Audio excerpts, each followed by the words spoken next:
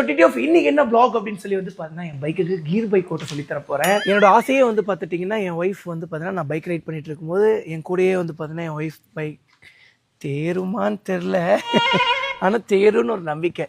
அதுதான் என்னோட ஆசை. நான் பைக் ரைட் பண்ணிட்டு இருக்கும்போது என் ஒய்ஃப் என் கூடயே வரணும் அப்படின்னு சொல்லி அந்த மாதிரி தான் வந்து பார்த்தீங்கன்னா எல்லாமே என் ஒய்ஃபுக்கு சொல்லி தரணும்னு சொல்லி ஃபர்ஸ்ட் என்ன பேசிக் சைக்கிள் ஓட்டி சொல்லி தந்தா சூப்பராக ஓட்டிட்டு போறா. அதுக்கப்புறம் வந்து பார்த்தீங்கன்னா ஸ்கூட்டி ஓட்டி பழக்கி விட்டா ஸ்கூட்டி நல்லாவே ஓட்டி பழகிட்டாங்க. பட் ரொம்ப நல்லான்னு சொல்ல முடியாது, ஏன்னா அவங்க ரெகுலர் ப்ராக்டிஸ் பண்ணல. ஏன்னா ரெகுலர் ப்ராக்டிஸ் பண்றதுக்கு மேடம் இங்க இருந்தால் தான் ஆகும். மேடம் ஆனாவுன்னா வீட்டுக்கு கிளம்பிட்டா எப்படி பண்ண முடியும்? சரிவா.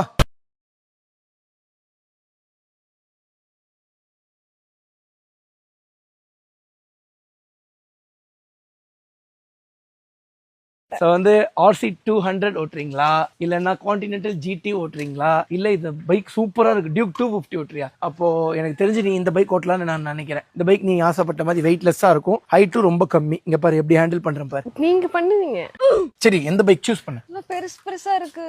இல்லை சரி, அப்போ எனக்கு தெரிஞ்சு அப்போ RC எனக்கு இது அதுவும் வெயிட் கம்மி தான். இங்க பாரு, எனக்கு இது பிடிக்கவே இல்ல.